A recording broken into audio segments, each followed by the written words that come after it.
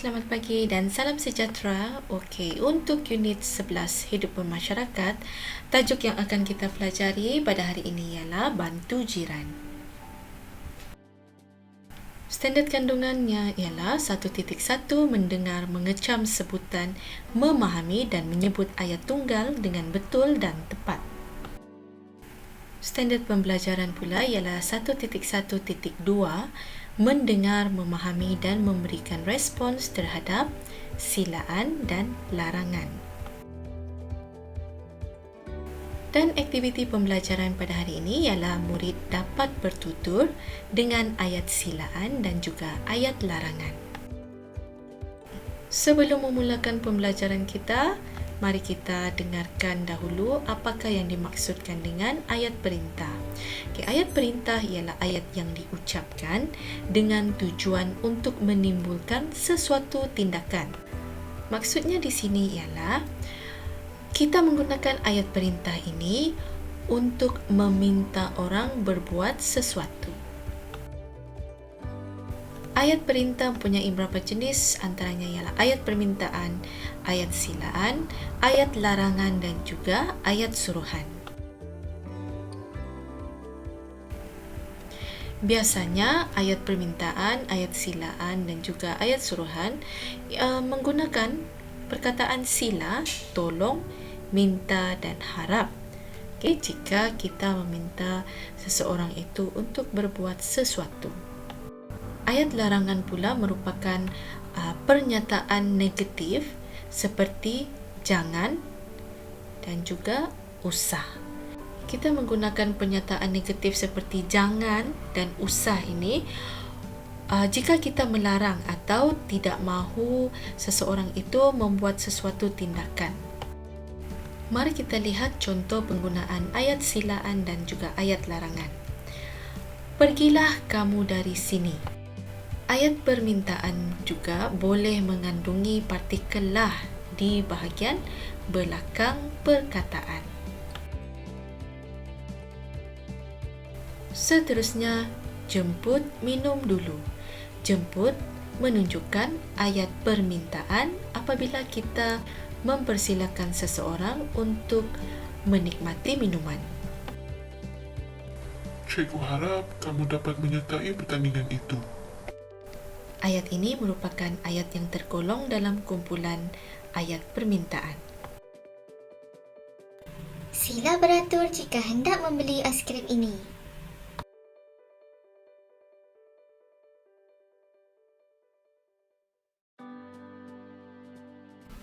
Jangan lari, Putih. Ayat ini dikenali sebagai ayat larangan kerana budak perempuan ini melarang kucingnya untuk berlari.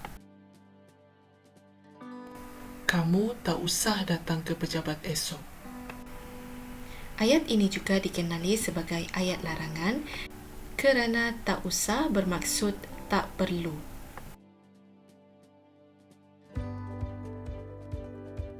Sekarang mari kita lihat contoh situasi dalam buku teks.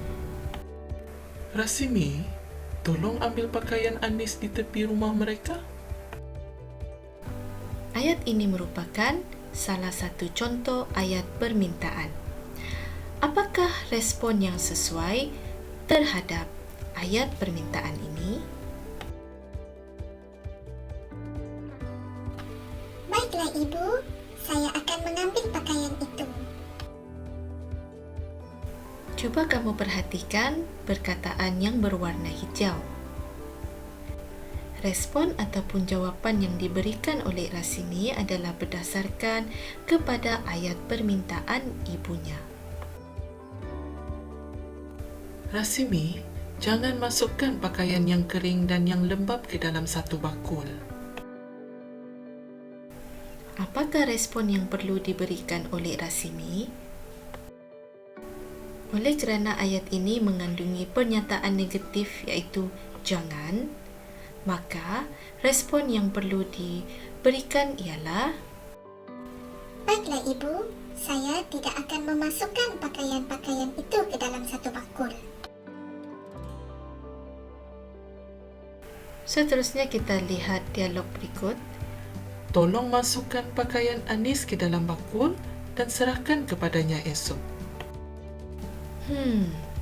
Apakah respon yang perlu diberikan oleh Rasimi? Baiklah Ibu, saya akan memasukkan pakaian ini dan serahkan kepadanya esok. Baiklah murid-murid, sekarang tibalah masanya untuk kita menjawab soalan dalam buku aktiviti muka surat 68.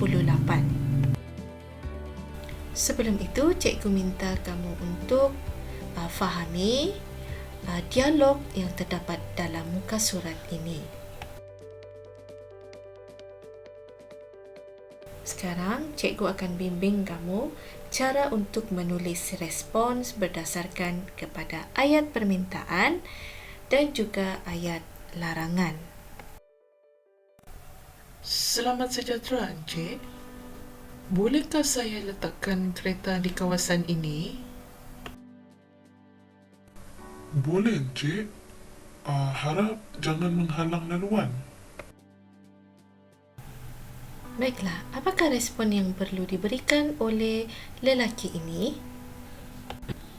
Cuba perhatikan dialog yang disebut oleh lelaki tua ini. Dalam pernyataan beliau, terdapat perkataan jangan menghalang laluan. Maka, respons yang perlu diberikan oleh lelaki muda ini perlulah mengandungi perkataan tidak di dalam respons beliau. Terima kasih. Saya akan memastikan kereta saya tidak menghalang laluan. Baiklah, kalau begitu, sila letakkan kereta Encik di hadapan garaj saya. Dalam ayat yang disebut oleh lelaki tua ini mengandungi ayat permintaan sila. Maka respons yang perlu diberikan ialah Baiklah, saya akan meletakkan kereta saya di hadapan garaj Encik.